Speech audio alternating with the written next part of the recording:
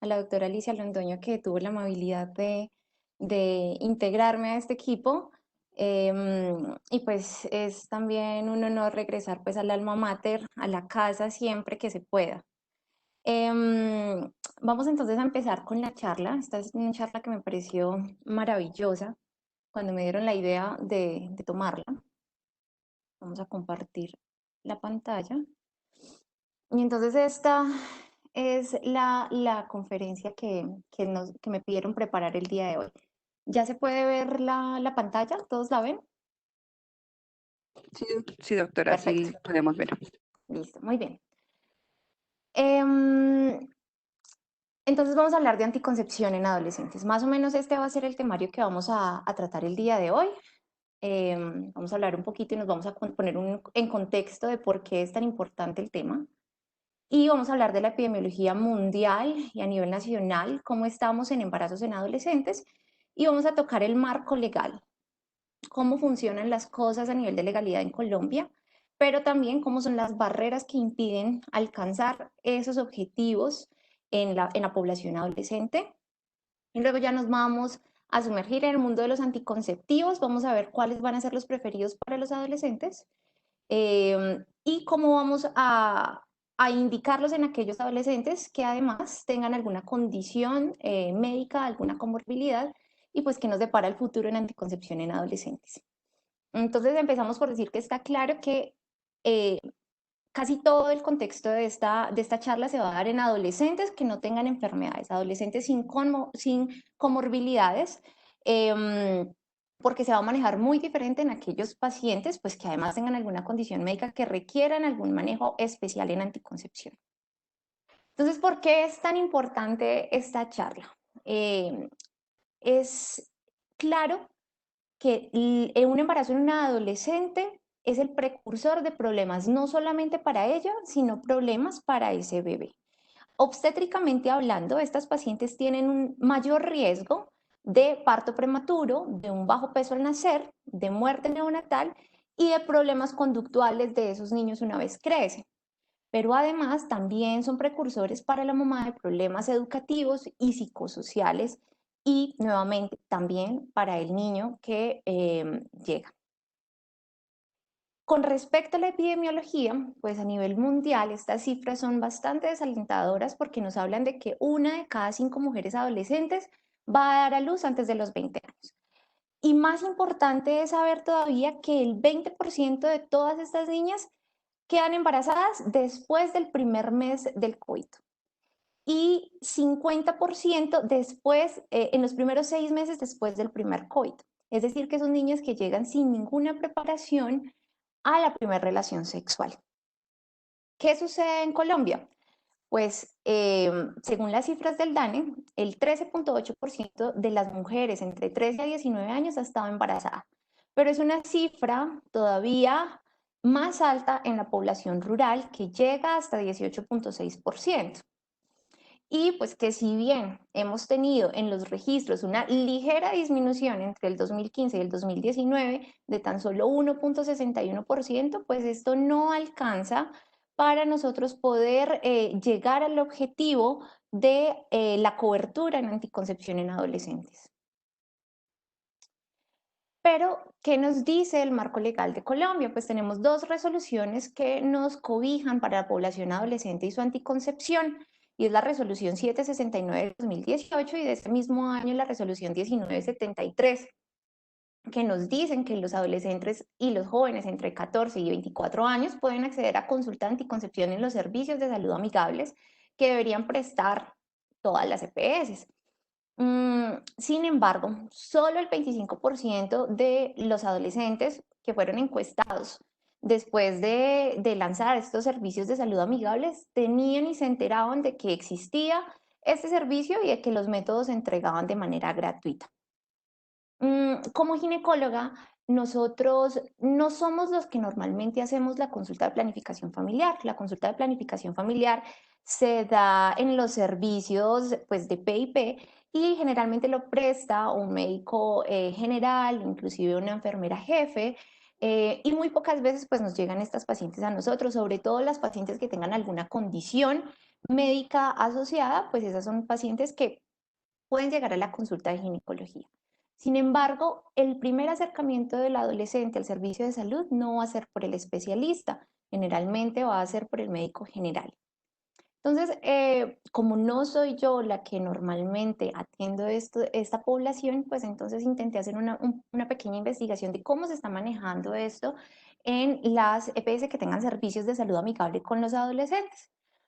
Y me encontré algo muy bonito, sobre todo con Profamilia, y es que ellos sí tienen una consulta de anticoncepción en adolescentes, en donde los adolescentes se pueden acercar, obviamente sin la necesidad de una persona mayor de edad, sino que ellos solos pueden asignar la cita, y la cita la hace un médico que tiene que ir en una ropa muy casual, tiene que ir en jean, camiseta y sin bata, y la sala, el consultorio médico, por así decirlo, es un sitio que no tiene un escritorio de por medio. Todo esto para intentar romper las barreras culturales, también lingüística, que nos vayan a impedir que el adolescente se acerque a los métodos de anticoncepción y en general al sistema de salud para ellos. Muy bien. Entonces empezamos a hablar precisamente de eso, de las barreras. Importante decir que la adolescencia tiene características que solamente aparecen en esta fase de desarrollo.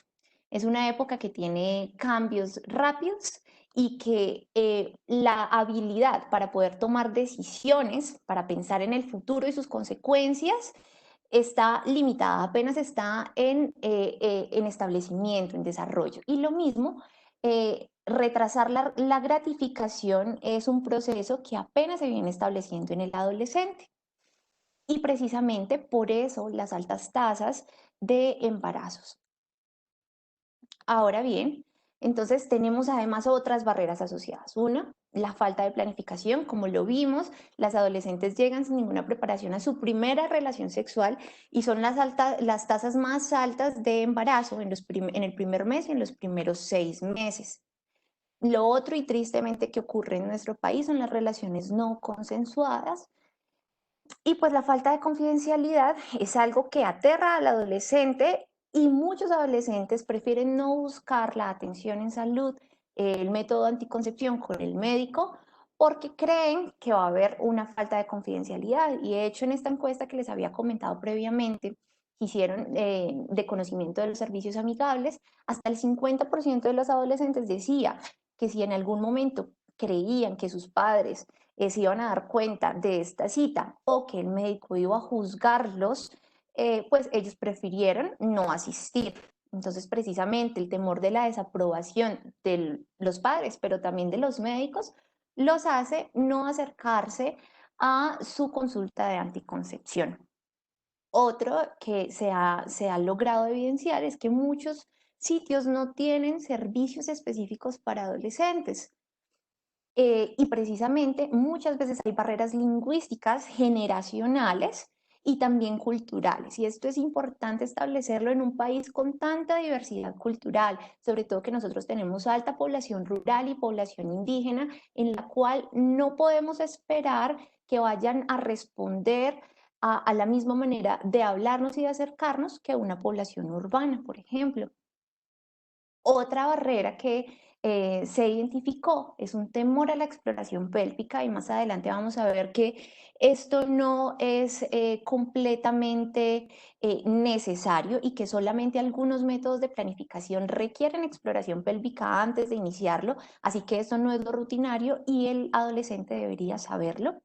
Y la otra, pues el coste económico. Muchos creen que pues primero deben pagar por el método de planificación o por la consulta de planificación familiar y pues que esto va a tener un coste alto y pues prefieren no hacerlo. Y finalmente, pues que hay muchos mitos asociados al uso de los métodos y generalmente son mitos impuestos en la casa y también en sus compañeros con los que comparten estas conversaciones. Pero entonces, ¿qué nos dice la Academia Americana de Pediatría? Pues ellos indican a los pediatras específicamente, pues que deberían incluir una consulta en donde se hable de la historia sexual del adolescente, pero que sea una consulta confidencial, a sola, y que no solamente se discuta la anticoncepción, sino también otros aspectos muy importantes de la salud sexual para el adolescente, como la orientación sexual, las conductas sexuales y la prevención de las enfermedades de transmisión sexual. Y entonces aparece este término, que es un término que ya viene siendo manejado en muchos sitios, en muchas partes del mundo, y son los servicios teen friendly o amigables con el adolescente. Y estos son precisamente, como les comentaba, el caso de Profamilia, para intentar disminuir esas barreras de atención. Importante saber, previo a todo, y esto es muy importante que se lo vayamos contando a los padres de familia, y es que discutir los métodos de anticoncepción, discutir conductas sexuales, no aumenta la tasa de actividad sexual, y esto está altamente estudiado.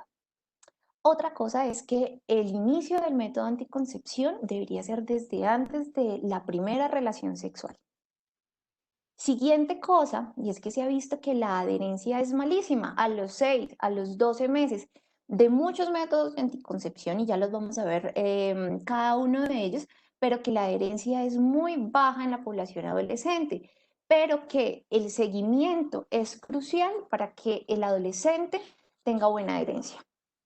Es decir, no es solamente hacer la primera consulta de orientación en planificación familiar, sino hacer consultas continuas durante el año para asegurarnos de que el paciente tiene adherencia, de si tiene dudas, si tiene algún efecto adverso, poderlo controlar y pues que así nosotros aseguremos que va a tener permanencia.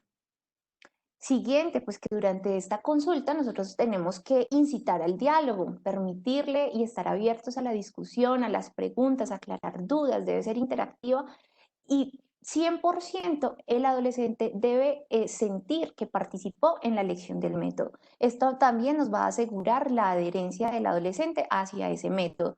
Ellos están en un momento de establecimiento de la sensación de elección, de la sensación de que ellos están teniendo un autocontrol sobre su vida y precisamente que ellos sientan que eligieron su método de planificación va a permitir que ellos sientan eso. Y lo otro, pues ya lo hemos dicho muchas veces, debe ser confidencial. No hay ninguna razón para que una persona por encima de 14 años pues tenga que asistir a la consulta de planificación familiar acompañado de sus padres o de algún mayor de edad. Y entonces ya nos vamos a sumergir, como les decía, en el mundo de los métodos de anticoncepción y digo sumergir porque definitivamente son tantos que pues inclusive nosotros como ginecólogos, muchas veces ni siquiera alcanzamos a conocer todos los métodos de planificación o todas las marcas que van saliendo pues de todos los métodos de planificación. Este es un cuadrito muy chévere que nos da como una primera ilustración de cuáles son. Pero entonces tenemos que primero aclarar estos dos términos, que es el uso típico y el uso perfecto, que estoy segura que ya lo habrán escuchado, pero es muy importante sobre todo para la población adolescente, porque como lo veíamos antes dentro de las características de los adolescentes, que son tan particulares, pues entonces muchas veces no se puede confiar del uso perfecto. Están perdidos en sus clases, en la vida social, tienen altas tasas de olvidos de la toma de ciertos anticonceptivos. Y entonces el uso perfecto no se puede lograr y el uso típico está muy lejos de ser el uso perfecto. Entonces, el uso perfecto, pues vale aclarar que es la manera o daría la tasa de efectividad siendo 100% adherentes con la técnica de administración del método de anticoncepción. Son muchos los métodos de anticoncepción, son diferentes las formas de administrarlos, pero hay ciertos métodos de anticoncepción en los cuales, indiferente de la población en la que se use, su uso típico se va a acercar mucho a su uso perfecto, porque no necesita del usuario para administrarse. Por ejemplo, estoy hablando, por ejemplo, de los métodos de anticoncepción como los dispositivos intrauterinos o como el implante subdérmico, en donde quien se encarga de administrarlo es durante una vez, en una ocasión, el médico cuando se pone, cuando se implanta, y pues que ya el usuario ya no va a tener la necesidad de tener ninguna interacción con él, así que su uso típico se va a acercar a su uso perfecto. Entonces, ¿cuáles son los métodos que nosotros con los cuales contamos? Entonces, estos también nos da como una idea grande de qué es lo que tenemos. Entonces, tenemos los métodos de barrera altamente conocidos, tenemos condones masculinos, femeninos, diafragma y esponja. Digamos que los condones femeninos, el diafragma y la esponja son métodos que ya también se han dejado como en el olvido, y particularmente en esta población son métodos que no se desean mucho, porque se ha notado que a los adolescentes no les gusta tener mucho contacto con sus genitales ni manipularlos para poder utilizar el método de anticoncepción en las mujeres. Sin embargo, nosotros tenemos que siempre intentar vender la idea del método dual o del doble método de anticoncepción, no solamente para la prevención de los embarazos no deseados, sino también para la prevención de la adquisición de una enfermedad de transmisión sexual. Entonces, siempre, además de elegir el método de anticoncepción en el adolescente, en esa primera charla, siempre tenemos que además insistir en el uso del método de barrera. Y pues además entonces tenemos estos otros dos métodos del final, que vamos a dejar estos dos del centro para discutirlos más adelante, pero entonces tenemos los métodos definitivos, que es la esterilización femenina y masculina, y que digamos que en esta población pues tampoco los vamos a discutir, porque a no ser de que haya una condición, por ejemplo, de un retraso cognitivo, de un retraso mental, pues no va a ser algo que discutamos en la población adolescente. Y los otros métodos que son dependientes del conocimiento del ciclo hormonal, que es el ritmo y la temperatura, pues tampoco son métodos que debamos venderles a los adolescentes, especialmente por una alta tasa de fallos entre el 6 y el 38%, y pues porque se necesita una alta motivación en quienes lo vayan a utilizar. Y pues definitivamente no son las características propias de esta población.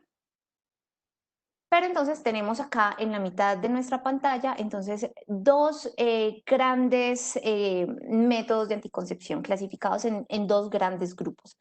Tenemos los métodos de corta acción irreversibles, que son los SARC, dentro de los cuales están los anticonceptivos orales combinados o de solo progestina, el parche combinado, el anillo vaginal también es combinado, y los anticonceptivos inyectables combinados o de progestágenos solos. Y tenemos los métodos de larga acción irreversibles, que son los LARC. Y estos son los métodos que tanto la ACOG como la Academia Americana de Pediatría y muchas otras organizaciones mundiales nos aconsejan como de primera línea en la población adolescente.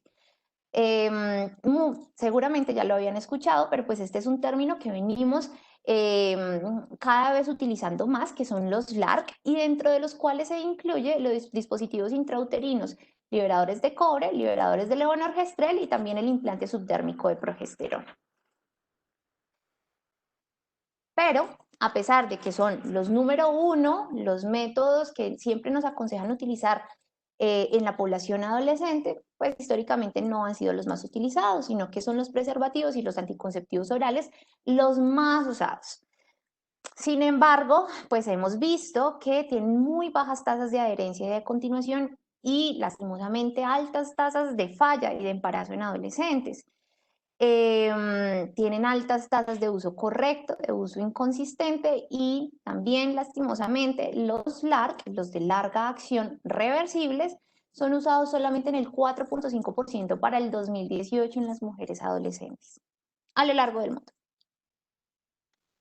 Nuevamente, entonces tenemos que volver y dejar esto supremamente claro: los LARC, los métodos de larga duración, son los métodos de primera línea, y sobre todo, o sea, ofrecerlos a toda la población adolescente como primera línea, pero especialmente en aquellas mujeres adolescentes que tengan mayor riesgo de embarazo por alguna conducta en específica, o en aquellas adolescentes en quienes ya falló el método, pues estos deberían ser todavía más incitados en esta paciente. Tienen unas altas tasas de continuación, de 84% a los 12 meses. Y pues acá en esta gráfica entonces vemos cómo el uso perfecto se acerca a su uso típico. Y vamos a ver acá que la diferencia se da en decimales y lo vamos a comparar ahorita con los SARC y vamos a ver que tienen altas diferencias en esta parte.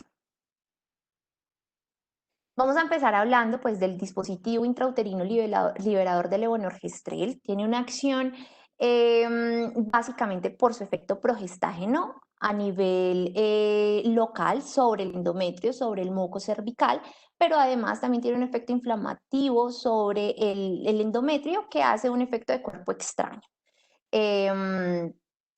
Importante saber y cosas beneficiosas, cosas a favor de este método de anticoncepción, es que disminuye el sangrado menstrual entre el 74 y el 98%, hace los ciclos más infrecuentes, los ciclos más cortos y con menor sangrado, y a su vez disminuye la dismenorrea. Entre el 16 y el 35% de las usuarias de este método van a quedar en amenorrea al año de usarlo. Y pues que lo vamos a comparar con el dispositivo intrauterino que libera cobre, en el cual, al contrario de este, tenemos mayores descargas menstruales, aumenta la pérdida en el 65%, y esto es algo a favor. Siempre les digo a las pacientes que no tener la menstruación no es algo malo y es algo que hay que dejarlo muy claro porque lo tenemos como dentro de esos mitos que nos han vendido pues en la calle, en las compañeras, inclusive en nuestra casa, y es que no menstruar es algo malo. Y bueno, pues en ciertos contextos sí, pero no tener menstruación no significa ni que la menstruación se esté quedando dentro del útero, que muchas pacientes me han preguntado eso, que si no menstruo quiere decir que toda esa sangre se me está quedando adentro y que en algún momento tiene que salir todo. Pues entonces tenemos que explicarle a la usuaria cómo es que funcionan estos métodos, por qué no se da la menstruación, y eso va también a ayudar a aumentar la adherencia. Pero ¿qué tenemos en contra? Uno, pues que sí hay tasas de expulsión, no es muy alta, pero es entre el 2 y el 10%, y es especialmente en el primer año y dentro de ese primer año, especialmente en los primeros 3 meses, y que sí hay un aumento del riesgo de EPI, pero es especialmente en los primeros 20 días, que después de los 3 meses es el mismo riesgo comparado con un adolescente que no tenga un dispositivo intrauterino. Inclusive se ha empezado a pensar que por el efecto que tiene sobre el moco cervical de su espesamiento, pues va a prevenir inclusive el ascenso de ciertos microorganismos causantes de una enfermedad pélvica inflamatoria, pero pues eso todavía está como en estudio para su comprobación. Está contraindicado en ciertas pacientes, en aquellas que tengan una EPI en este momento, en una EPI recurrente, una EPI reciente, que quiere decir en los últimos 3 meses, o en aquellas que tengan una enfermedad de transmisión sexual, que tengan una cavidad distorsionada, que tengan sangrados inexplicados, que no es lo frecuente pues en la paciente adolescente, y pues que haya tenido una enfermedad trofoblástica. De acá también no lo puse, pero pues están las condiciones oncológicas, el SEA de cervix, el SEA de endometrio, el SEA de mama, pero pues precisamente por lo que no son condiciones claramente típicas de la adolescencia, pues no lo tenemos en cuenta en este momento, pero pues en términos generales sí.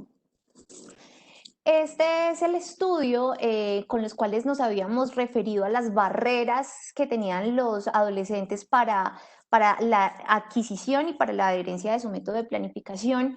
Y en ese estudio también hay algo importante de resaltar, es que comparado con los dispositivos intrauterinos, los otros métodos son 6 a 12 veces más probable de descontinuarse. Entonces, si en este no tenemos una tasa de adherencia a los 12 meses perfecta, que como vimos es solamente del 86% por deseo de retiro o por expulsión del dispositivo, pues entonces con los otros métodos tenemos todavía peores tasas de adherencia. Y estos son los métodos de dispositivos intrauterinos liberadores de levonorgestrel que tenemos disponibles en Colombia. Tenemos estos tres, el Yaides, el Cailina, que fue ingresado a Colombia más o menos hace 2 años, y el Mirena. Características importantes, estos dos primeros tienen un tamaño más pequeño que el Mirena, que los hace un poco más mejores probablemente para usar en una cavidad pequeña que no ha tenido embarazos previos como la de un adolescente. miden más o menos entre el 28 y 30 milímetros ambos, el Jaides y el Cailina. El Jaides dura 3 años y el Cailina dura 5 años. El Mirena, como les decía, es más grande. Inicialmente fue utilizado y aprobado sobre todo para la hemorragia uterina normal en pacientes adultas. Sin embargo, en la literatura dice que no hay restricción para su uso en población adolescente. Muy importante, pues, decir que no tengo ningún conflicto de intereses con ninguno de estos laboratorios, pero pues es lo que tenemos ahora y nos tenemos que familiarizar un poquito con las marcas y con los productos, precisamente porque nos van a preguntar específicamente por cuál uso. Entonces, es importante saber cuál es más o menos su precio. Estos dos primeros rondan más o menos entre los 500 y los 600.000 pesos y este último más o menos entre los 800 y los 900.000 pesos, dado una reducción del precio que hubo el año pasado. Y todavía más importante saber que cuando uno hace la cuenta de esos 500.000 pesos, por ejemplo, que cuesta el Jaides junto con su inserción, y uno lo divide mensualmente durante esos 3 años, el precio mensual es mucho menor que el precio de unas, por ejemplo, de unas pastillas anticonceptivas combinadas. Entonces, son muy costo efectivos. Muy bien, ahora vamos a pasar entonces a los implantes subtérmicos de progesterona, que también están clasificados dentro de ese grupo de los LARC, dentro de los de primera línea. Suprimen la ovulación por un efecto central sobre el pico de la LH, pero también pues tienen unos efectos progestágenos locales sobre el moco cervical y sobre el endometrio. Sí han tenido más efectos adversos que los anteriores discutidos, sobre todo el dolor de cabeza, la labilidad emocional, el acné, que es un problema clásico en la población adolescente. El aumento de peso es evidente, pero pues el manufacturador lo pone como en menos de 1 kilogramo entre sus usuarias, más o menos entre el 50% de sus usuarias. 1% de efectos adversos locales, quistes ováricos que son frecuentes, pero que rara vez van a necesitar un manejo quirúrgico, sino solamente expectante y de vigilancia imagenológica, y el sangrado anormal, que digamos que este es el efecto adverso que con mayor frecuencia hace que la paciente descontinúe el método. Es muy frecuente en los primeros 3 meses, pero se puede presentar durante más tiempo. ¿Y cuáles son las posibilidades de sangrado anormal? O puede ser un sangrado infrecuente, que es el 34%, amenorrea a la que llegan después del primer año el 22% de las pacientes, pero también el sangrado prolongado y el sangrado frecuente. Y es una razón de consulta muy frecuente en la usuaria del implante subdérmico, inclusive por los servicios de urgencias, lo vemos con frecuencia, las pacientes usuarias consultando porque tengo un sangrado desde hace 2 meses que no me para. Y tenemos que saber cómo manejarlo. Entonces, esas pacientes que nos consulten con ese problema, que tienen más de 3 meses de ese problema, porque muchas veces en los primeros 3 meses resuelve, pero ya no sucedió, pues entonces, ¿cómo lo vamos a manejar? Y hay 3 posibles líneas de tratamiento para lograr manejar este efecto adverso. Uno es dar AINES por 5 a 7 días. Generalmente con la administración de los AINES se mejora este sangrado y ya la paciente continúa con su vida normal, pero que si reaparece nuevamente el sangrado al siguiente mes, pues se da un nuevo ciclo de AINES. Entonces lo hablamos como AINES cíclicos. Y lo mismo se puede hacer con los anticonceptivos orales que se dan durante 10 a 20 días. Y pues también está contemplado dentro de la población adolescente utilizar el ácido tranexámico, un medicamento que es bastante seguro, inclusive en esta población, que también se puede dar de manera única o de manera cíclica en las pacientes que tengan este problema. ¿Cuáles son los implantes subdérmicos que tenemos disponibles nosotros acá en Colombia? Pues tenemos el Implanon y tenemos el Yadel. El Implanon con una duración de 3 años, el Yadel con una duración de 5 años. Este tiene 2 barritas, este tiene una sola barrita. La población en general le llama también la pila, importante porque muchas veces no les entendemos a qué se refieren. Muy bien. Ahora vamos a pasar entonces a los SARC, que son los métodos reversibles de corta acción. Y entonces acá, esto era lo que les quería mostrar con respecto a la tabla previa, en donde les contaba que viéramos que que la diferencia era con decimales. Esta ya entonces son diferencias mucho más grandes entre el uso perfecto y el uso típico. A ver, que creo que se salió en mi pantalla. Listo. Entre el uso perfecto y el uso típico son diferencias mucho más grandes que con los LARC. Entonces acá podemos ver, por ejemplo, los anticonceptivos orales, que son los métodos más utilizados históricamente por los adolescentes. Vemos cómo con el uso perfecto era solamente, que con el uso perfecto solamente la tasa de falla era del 0.5%, pero que con el uso típico hasta el 8%. Y así lo mismo con el anillo vaginal y así lo mismo con el parche subtérmico. Vamos a empezar hablando dentro de esos anticonceptivos de corta acción irreversibles del acetato de medroxiprogesterona. Digamos que es un método que tenemos al alcance en muchas instituciones, es un método muy económico y que en realidad muchas veces fue estigmatizado y todavía lo sigue siendo por muchos colegas. ¿Qué tiene de benéfico? Uno, pues que se puede utilizar en aquellos adolescentes en los cuales se contraindique el uso de los estrógenos por condiciones como migraña o como síndromes epilépticos. Y pues que es algo típico, pues, con lo que nos podemos encontrar fácilmente.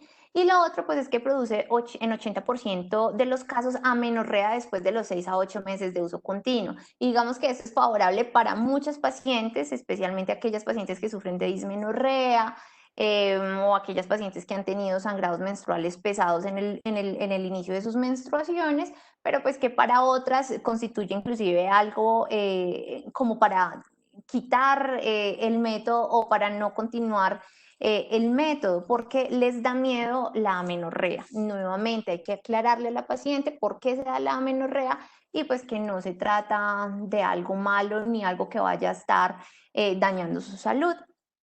¿Qué tenemos como efectos adversos o como efectos no tan deseados? Pues entonces tenemos el incremento del peso y ese incremento del peso se ha visto que es en realidad secundario al estímulo del apetito. En el manufacturador aparece que hay un incremento de 2.5 kilos en el primer año, de 3.7 kilos en el segundo año y de 6.1 kilos después del tercer año de uso, que son cifras grandes, sobre todo para la población adolescente que se viene enfrentando cada vez con mayor cercanía a la obesidad. Este incremento de peso se ha visto según los estudios hasta en el 20% de las usuarias, tampoco es una cifra desestimable. El sangrado intermenstrual, entre el 25 y el 50% que ocurren más o menos en los primeros 6 a 12 meses y es muy típico de las usuarias del acetato de medroxiprogesterona. La tasa de descontinuación tan alta, porque a los 12 meses la adherencia es solamente del 20%, y algo también muy importante es la pérdida de la densidad mineral ósea y con esto sí vamos a profundizar. Entonces, más o menos para el 2004, la FDA lanzó un warning que decía que habían estudiado y especialmente en población adolescente se habían dado cuenta que las usuarias del acetato de medroxiprogesterona tenían una menos densidad mineral ósea que las no usuarias y que esto se había visto con una rápida disminución en los 2 primeros años de uso. Sin embargo, una vez descontinuada esa densidad mineral ósea, volvía a su normalidad. Sin embargo, para ese momento y hasta ahora también desconocemos si finalmente después en la menopausia esto va a tener algún efecto o si ellas alcanzan una misma densidad o una masa ósea como si no hubieran utilizado nunca el acetato de medroxiprogesterona o en realidad cuál era su significancia clínica, ya que no conocíamos ni siquiera si esto era un marcador de riesgo de fractura en adolescentes. 2 años después, entonces empiezan a ver las nuevas pues los nuevos consolidados al respecto a esto. La ACOG y la Sociedad de Salud y Medicina del Adolescente entonces lanzan un comunicado en el cual apoyan el uso del acetato de medroxiprogesterona e inclusive dice que no tiene el límite de 2 años que antes se venía planteando. Dado que la disminución era muy rápida en esos primeros 2 años, pero luego mejoraba la densidad mineral ósea, pues entonces se había dicho, bueno, solamente utilicemos los 2 años y ya luego que lo descontinuamos, pues vuelve a la normalidad. Pero entonces en estos nuevos comunicados, dado que los estudios no mostraban ninguna diferencia y que claramente los beneficios de la anticoncepción, de la disminución de tasas de embarazo, sobre todo en unas poblaciones que eran de alto riesgo, sobre todo de bajos recursos, superaban a los riesgos de la disminución de la densidad mineral ósea, que en realidad no conocíamos y no conocemos mucho su significado clínico, pues era mejor utilizarlo que no utilizarlo. Siempre, siempre hay que explicarle los beneficios y los potenciales riesgos a las pacientes usuarias y aconsejarles claramente sus hábitos de vida saludable para intentar disminuir un poco más ese riesgo. Entonces, al momento, y lo que conocemos es que sigue apoyándose el uso por estas entidades mundiales, que no hay que restringirlo en los 2 primeros años y que especialmente en las poblaciones en las cuales no tenemos ninguna otra opción y que es lo único que se nos ofrece, es mejor utilizarlo que no utilizarlo. Ahora, los anticonceptivos orales combinados, lo que inicialmente más les gustaba a los adolescentes, pues actúan también sobre la GnRH, previenen ese pico de la LH que genera la ovulación y tenemos muchas cosas a favor de los anticonceptivos orales combinados. Hacemos que las menstruaciones sean programadas y predecibles, más livianas, disminuyen la dismenorrea a ciertos componentes, disminuye también en algunas ocasiones la formación de quistes ováricos simples, disminuye la tasa de enfermedad pélvica inflamatoria, de ectópicos, tiene cierto efecto protector sobre la endometriosis, sobre el SEA endometrio y de ovario y el SEA colorectal. También disminuye el síndrome disfórico premenstrual y disminuye la tasa de enfermedad fibroquística mamaria. Y ciertos anticonceptivos tienen la posibilidad de mejorar el acné en aquellas pacientes que además estén sufriendo de acné. Pero ¿qué tenemos como efectos adversos? Pues generalmente causan náuseas y estas náuseas son causadas generalmente en el primer y segundo ciclo de su toma y que luego tienden a mejorar. Tienen mayor tasa de vaginitis fúngica y tienen mayor riesgo de enfermedad trombólica venosa. Este riesgo es especialmente en el primer año, tiene un RR de 3, pero este riesgo disminuye con la duración del uso y también con la cantidad de estrógenos por uso. Es decir, a mayor duración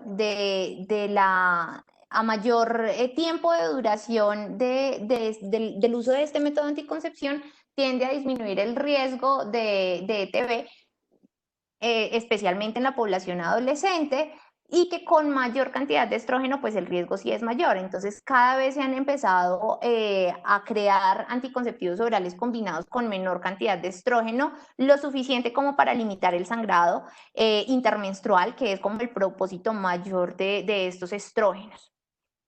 El riesgo de mortalidad por eventos trombóticos arteriales o venosos en la población adolescente es mucho menor que en la población adulta. En la población adulta es de 1 por cada 100.000 y en la población adolescente es de 1 por cada 370.000. Y en general el riesgo de evento es de 0.5% al año en la población adolescente, pero pues nuevamente no es una cifra desestimable. También hay un aumento de riesgo de ceja de seno, pues al parecer este riesgo es por retrasar el primer embarazo y tener embarazos después de los 35 años constituye un factor de riesgo para ceja de seno. Entonces es más bien esta la causa del aumento del riesgo de ceja de seno y no otra cosa. Hay una disminución de la tasa anticonceptiva, especialmente en las pacientes que tengan un índice de masa corporal por encima de 30 y pues también ciertas pacientes tienen un spotting. Hay que confiar que este spotting va a desaparecer en los primeros 2 ciclos después de su uso, pero si no es así, hay que empezar a pensar que tal vez el estrógeno no sea suficiente o pues que haya que hacer pues un análisis de la dosis que está recibiendo la paciente. La tasa de continuación de los anticonceptivos orales en la paciente adolescente a los 12 meses es del 45 al 66%. Hay un método muy interesante que es el método Quick Start, que es en la misma charla o en la misma primer acercamiento de planificación familiar que tengamos con la paciente, en nuestra consulta de planificación familiar, que la paciente dice, quiero empezar un anticonceptivo oral, pues en ese mismo momento se inicia el método, se inicia la primera pastilla. Ese es el método Quick Start. Y se ha visto que tiene mayor tasa de adherencia que el inicio de cualquier otra manera. Por ejemplo, el inicio programado para el inicio del siguiente ciclo menstrual. Entonces, es una manera efectiva, muy fácil, de no solo aumentar la tasa de adherencia, sino también darnos, pues explicarle a la paciente una gran cantidad de cosas que va a tener con respecto a la toma de la pastilla. Y pues en medio de tantos métodos anticonceptivos, pues además hay muchísimos anticonceptivos orales combinados que encontramos en el mercado. Iba a ponerlos todos, pero pues se me hubiera llenado la pantalla, y entonces preferí poner esta clasificación de progestinas. Entonces los anticonceptivos orales van a tener ciertas características y ciertos beneficios para la paciente según su perfil esteroideo, y el perfil esteroideo dependiente de las progestinas. Entonces, solamente para ejemplificar puse estas tres. Entonces, por ejemplo, nosotros utilizamos aquellas que tengan en su composición la clormadinona para disminuir, por ejemplo, la dismenorrea. Va a mejorarla bastante. Utilizamos la ciproterona o aquellos que tengan en su composición la ciproterona para aquellas pacientes que tengan un acné importante. Y utilizamos el Dienogest también para las pacientes que tengan endometriosis. Y la endometriosis en el adolescente, pues que ya es un tema de otro día, es algo que cada vez viene con más estudio y viene como una patología potente en la población adolescente, pues que habrá que profundizar después en el tema, pero pues importante saber que el Dienogest nos va a funcionar mucho en estas pacientes y también en las pacientes que tengan acné. Y muy importante también es que nosotros sepamos cómo manejar los olvidos de las pastillas anticonceptivas y explicarles claramente a los pacientes cómo se van a manejar estos olvidos. Esta es una tablita que vamos a encontrar en muchos textos de anticoncepción, pero pues la quise traer para que nosotros lo recordemos. Cuando se nos olvida una pastilla, pues se toma inmediatamente. Cuando se olvidan de 2 a 3 en las primeras 2 semanas, pues se toman 2 píldoras por los siguientes 2 días, pero además utilizamos método de respaldo durante 7 días. Que si se olvidan 2 a 3, pero es en la tercera semana de nuestra cajita, pues hay que iniciar un nuevo empaque y hay que utilizar también método de respaldo durante 7 días.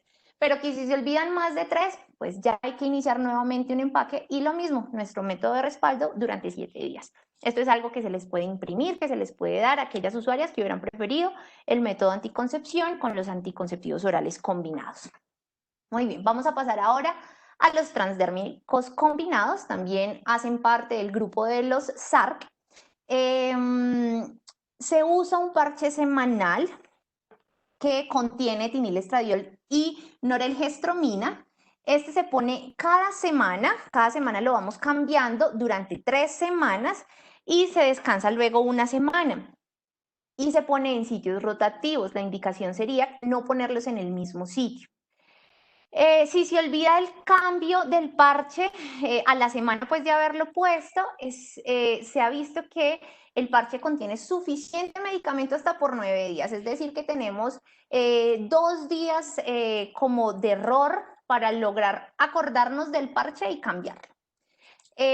No se debería utilizar en pacientes que tengan más de 90 kilos porque disminuye su tasa de efectividad.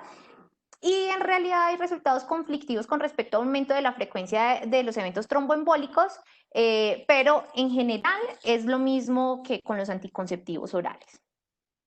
El anillo vaginal, y este es el que nosotros tenemos acá en Colombia y pues en el mundo es el más famoso, es el Nuvaring. El Nuvaring en su progestágeno, el que contiene es el etonorgestrel, se cambia, se pone pues en los primeros 5 días del ciclo menstrual que haya llegado, se utiliza durante 3 semanas seguidas y al cabo de las 3 semanas se remueve durante una semana y ponemos nuevamente otro anillo. ¿Qué pasa? Es necesario conocer que si el anillo se desaloja más o menos durante 3 horas, se puede reubicar y esto no va a disminuir la eficacia contraceptiva.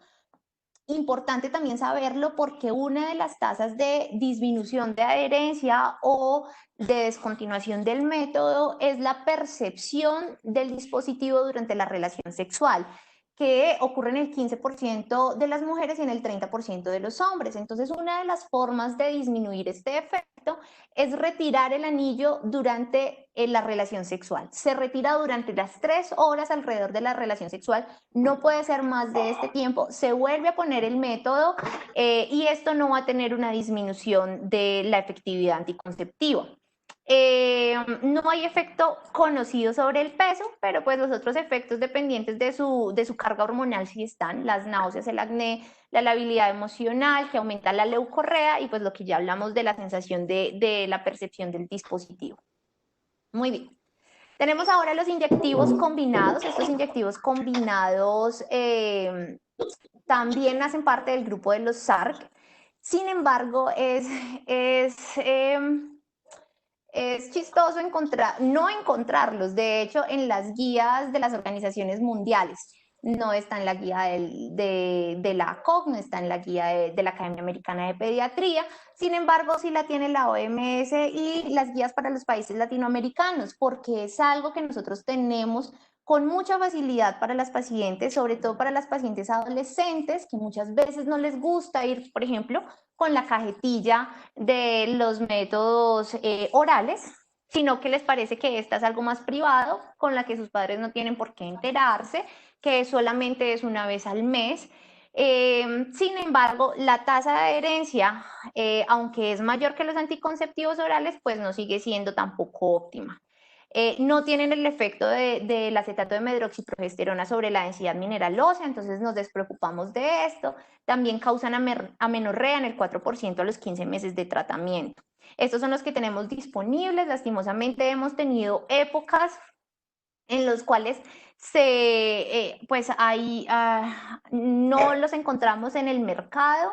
Y por ejemplo, el año pasado muchos pacientes tuvieron que cambiar de su método de manera abrupta porque hubo una descontinuación y un desabastecimiento nacional de estos métodos. Muy bien, ahora vamos a hablar de algo que es la anticoncepción hormonal combinada continua, y es que se ha notado, o se ha investigado, y sabemos ahora que el intervalo libre de hormonas de 7 días no es necesario en realidad ni para la eficacia contraceptiva ni para fines fisiológicos. Muchas mujeres, cada vez más y cada vez que se les explica más, están interesadas en no menstruar, porque es maravilloso. Sobre todo para aquellas que no les gusta menstruar, porque durante el tiempo de las menstruaciones se ven exacerbadas ciertas condiciones ginecológicas, por ejemplo la dismenorrea.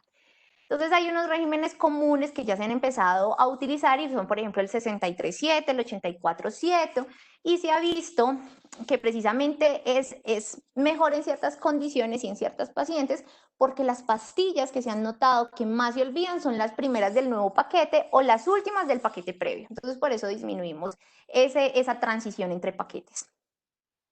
Muy bien, y esto es algo que también tenemos que tener en cuenta y es la anticoncepción de emergencia, porque la tenemos que transmitir a nuestros pacientes porque tienen poco conocimiento los adolescentes sobre este tema. En general, no actúan interrumpiendo un embarazo ya establecido y eso lo tenemos que también tener muy claro. Actúan es inhibiendo o retrasando la ovulación o previniendo la implantación. No aumenta tampoco la tasa de ectópicos. Y vamos a ver cuáles tenemos. Esto es en términos generales lo que nosotros contamos acá en Colombia, pero en este cuadrito, que también lo encontramos en nuestros textos guías, tenemos los métodos de anticoncepción de emergencia. El método YUSPE cada vez menos utilizado porque causan con altas tasas vómito y sobre todo en la paciente adolescente, pues esto va a disminuir mucho la adherencia, va a disminuir también la efectividad del método de emergencia, no va a querer volverse a tomar la siguiente tanda del método YUSPE, pues entonces tenemos estos últimos 3 que digamos que son los considerados con mayor posibilidad de adherencia de la paciente. Tenemos el levonorgestrel, que lo podemos encontrar como con 2 tabletas o con una sola tableta de 1.5 miligramos, que se pueden tomar hasta los primeros 5 días después de la relación sexual sin protección, pero que idealmente se debería tomar en las primeras 72 horas, que cada vez que se va retrasando más la toma del método de anticoncepción de emergencia, pues disminuye su efectividad. Como efecto adverso tenemos las náuseas.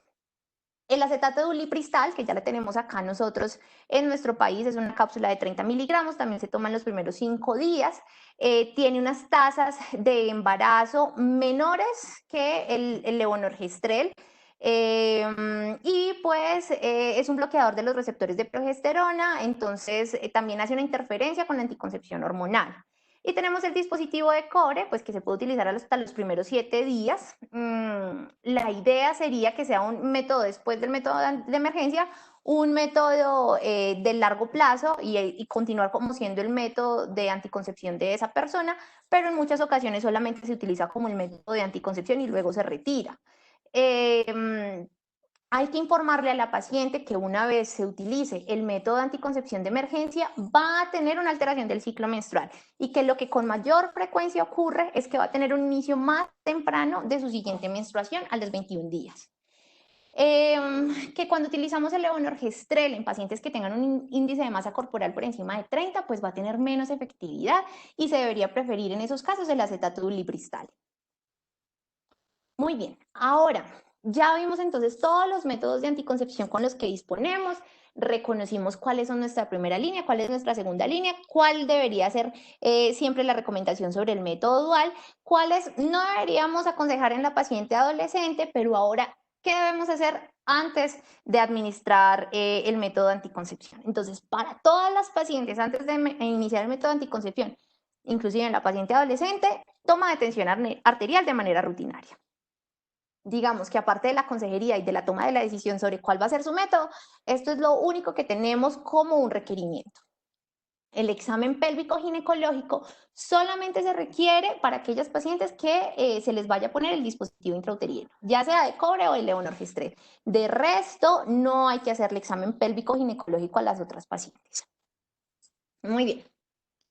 Pasamos entonces a aquellas adolescentes que tengan condiciones médicas, aquellas pacientes que tienen comorbilidades y tenemos que recordar los criterios médicos de elegibilidad, las 4 categorías que se nos plantean, la categoría 1 en donde no hay restricciones para el uso del método, la categoría 2 en donde las ventajas superan a los riesgos, la categoría 3 en la cual los riesgos superan a las ventajas y la categoría 4 en donde hay una condición que representa un riesgo de salud inadmisible si se llega a utilizar el método. Entonces, no nos vamos a poner a revisar categoría por categoría según el método, pero entonces quise traerle estas 2 buenas aplicaciones para celular que tenemos a disposición.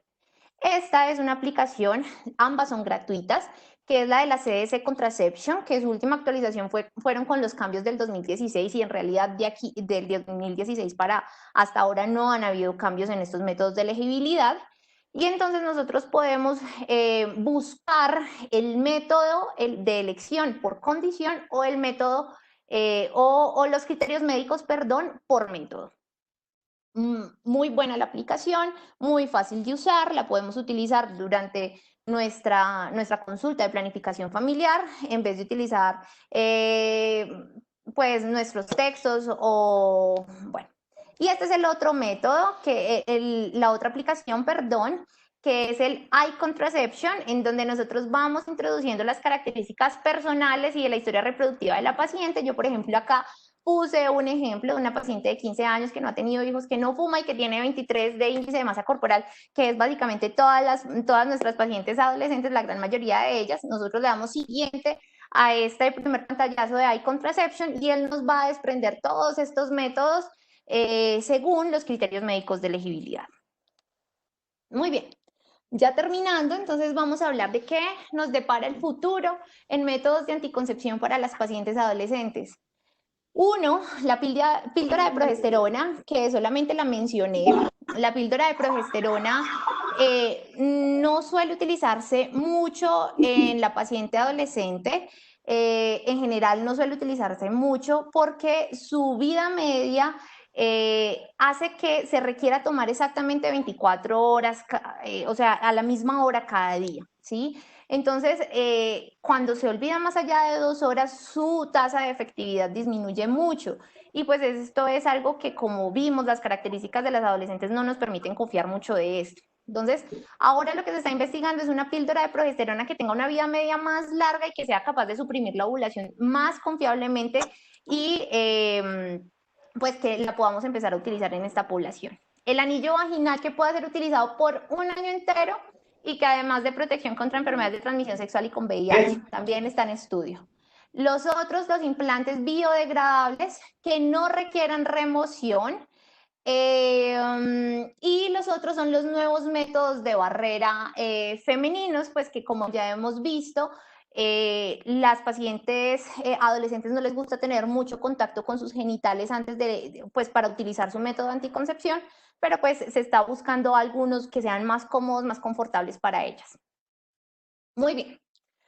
A manera de conclusión, entonces, el personal de salud es un instrumento indispensable, cualquiera que sea con quien tenga el primer contacto ese adolescente, para la educación de esta población con respecto a sus opciones contraceptivas y con la salud sexual en general.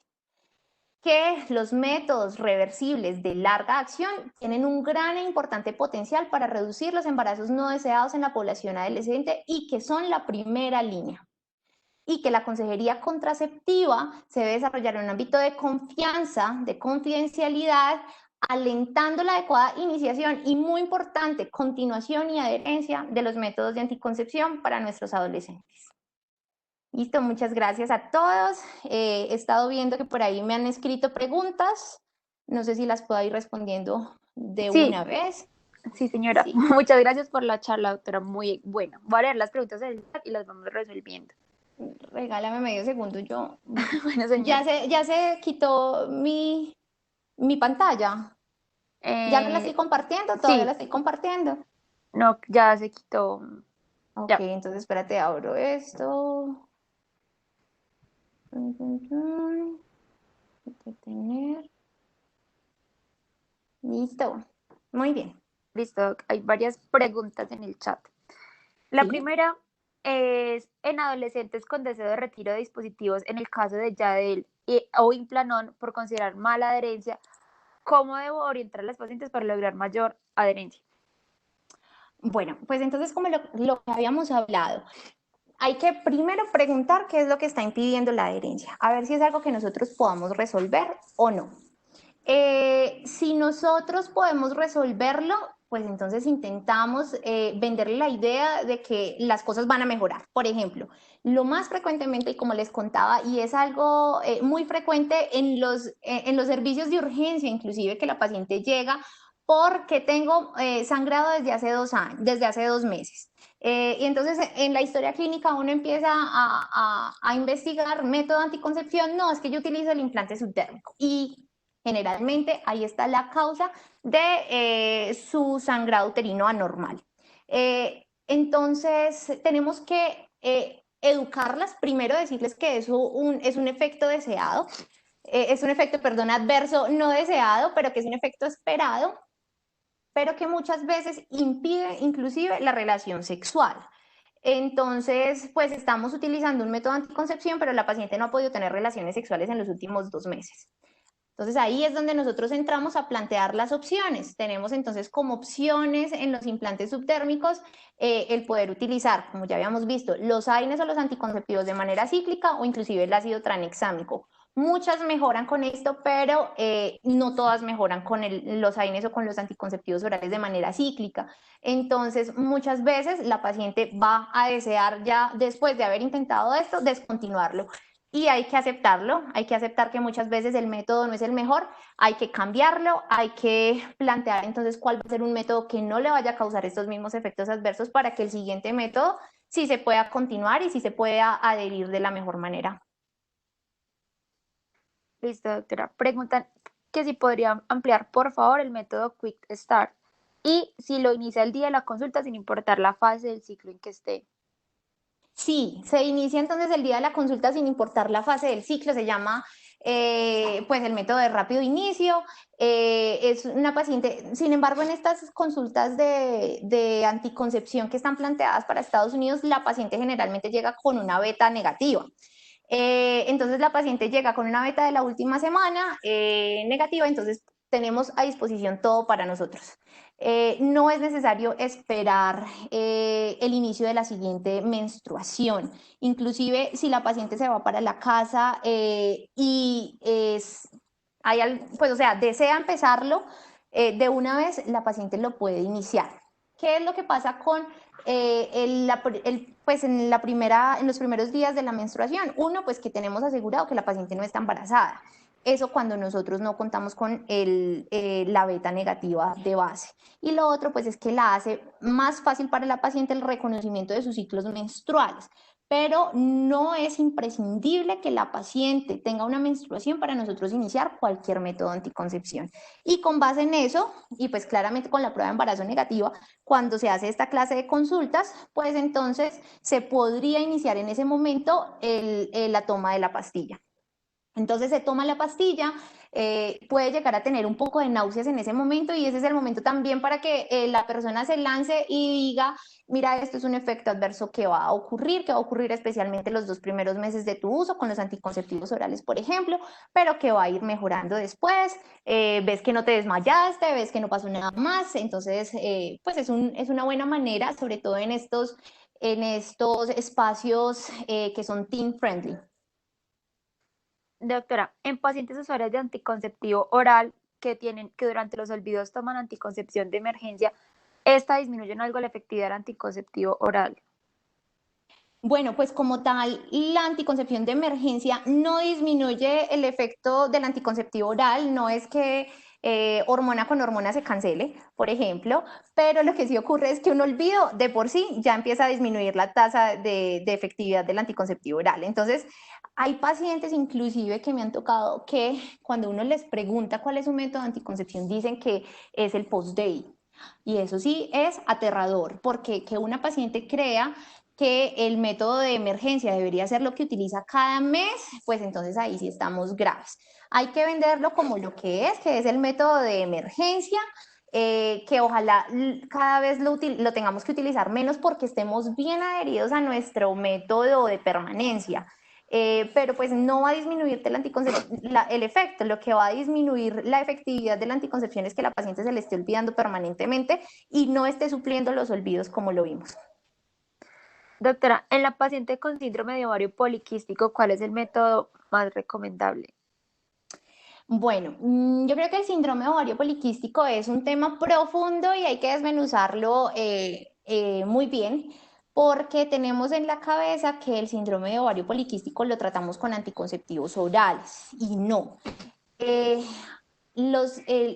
síndrome de ovario poliquístico que termina manifestándose como por ejemplo, una amenorrea o como ciclos menstruales infrecuentes, que además tiene acné, que además tiene hirsutismo. Esas últimas son las manifestaciones, lo que nosotros vemos y palpamos del síndrome, pero que nosotros de base lo que tenemos es un problema del metabolismo, especialmente un problema de resistencia a la insulina.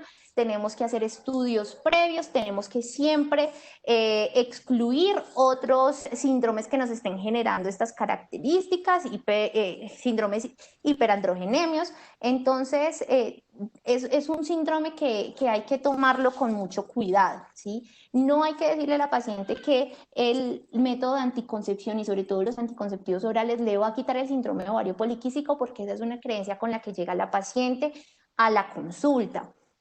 El tratamiento es diferente, pero digamos que el síndrome de ovario poliquístico, que nosotros además queremos tratarle el acné, y pues que ahí empieza, y pues que queremos además tener unos ciclos menstruales frecuentes y programados para esa paciente que lleva con tanto tiempo en amenorrea y pues que ya está desesperada, pues utilizamos los anticonceptivos orales. Y dentro de esos, los que les comenté que sirven para el acné, pues digamos que son los más apropiados para ellos. Para ellas, que sería el que contiene el dienogés o el que tiene la clormadinona también o el que tiene la ciproterona. Cualquiera de ellos en realidad van a tener un buen efecto sobre el acné. Doctora, en una paciente con obesidad, migraña y acné, pero que tiene escasos recursos económicos como para acceder a los métodos que no están, digamos, en el post, ¿cuál es el más recomendable? Uy, bueno.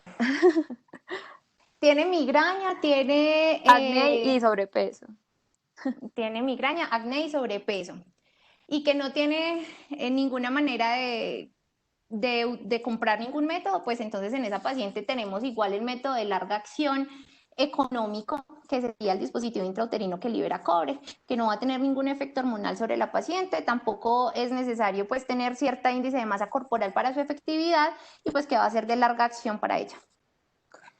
¿En qué casos debemos solicitar prueba de embarazo previo al inicio de la anticoncepción? Bueno, pues eso es lo que hablábamos. Si nosotros vamos a iniciar el método en el primer día del ciclo, no importa tener la prueba de embarazo, no debería ser algo que nos difiera el inicio del método o que nos pueda interrumpir el inicio del método, pero pues que en muchos sitios optan porque la paciente que saca su cita de planificación familiar se tome una prueba de embarazo, una beta cualitativa, que llegue con una beta negativa y de una vez inicia el método. ¿Con qué frecuencia es seguro el uso de métodos de emergencia? ¿Qué información debemos darle a nuestros pacientes para evitar que sea tomado como método? Ya, pues eso es lo que les contaba. Pues si nosotros logramos mejorar la adherencia de la paciente al método de permanencia, nosotros tenemos que vender el método de anticoncepción de emergencia como un método muy esporádico. O sea, no hay estudios en donde se utilicen más de una vez al mes, por ejemplo, empezando por ahí. No se debería plantearles como, mira, tú lo puedes tomar cada 3 días, porque pues entonces le estamos abriendo la puerta al adolescente para que ese sea su método. Aparte que es un método costoso con respecto a los otros métodos de anticoncepción de permanencia. Ojalá la paciente no lo tenga que usar más de una vez al mes, pero si lo está utilizando una vez al mes es porque estamos muy mal en la adherencia del método de permanencia y tenemos que replantearnos qué es lo que está pasando. Doctora, para el cambio de método anticonceptivo en paciente con amenorrea de varios meses, ¿se debe hacer en la fecha que se acostumbraba a tomar o aplicarse el método previo? Sí, bueno, primero, empezar por decir lo que hemos mencionado a lo largo de la charla, que la amenorrea para muchas pacientes es un efecto súper deseable, maravilloso no tener menstruación. Para otras es algo malo. Entonces hay que primero desestructurar esa idea de la paciente de por qué es malo la amenorrea. Y una vez uno les quite todas esas ideas que tienen en su cabecita, ellas generalmente vuelven a aceptar la amenorrea como un efecto esperable de su método de anticoncepción. Inclusive se puede desistir a que cambien el método por esto. Y eso es lo primero que debemos intentar. Y si lo debemos cambiar, por ejemplo, voy a pasar de un método de inyectivo trimestral a un método de inyectivo mensual, pues entonces para la siguiente fecha que le tocaba a su administración.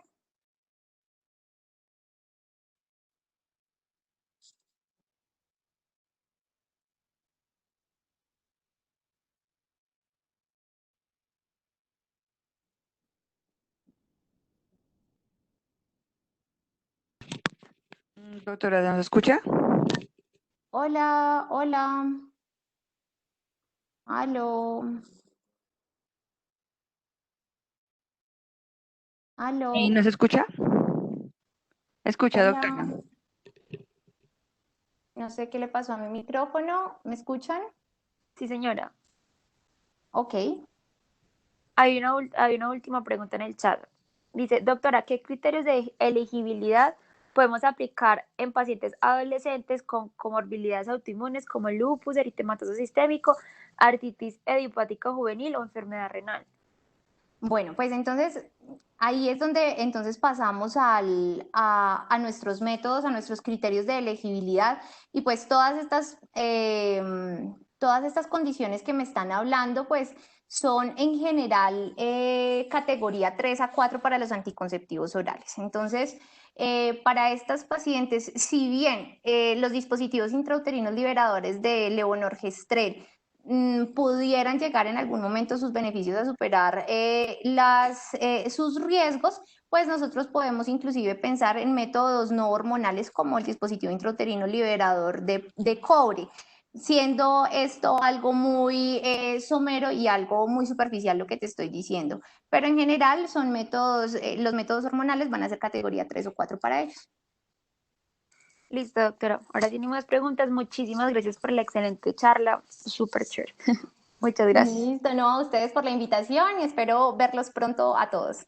Un Gracias. abrazo, Hasta adiós. luego, doctora. Los invitamos a la charla de esta noche sobre el manejo de líquidos endógenos en el paciente crítico a las 7 de la noche. Muchas gracias a todos por la asistencia.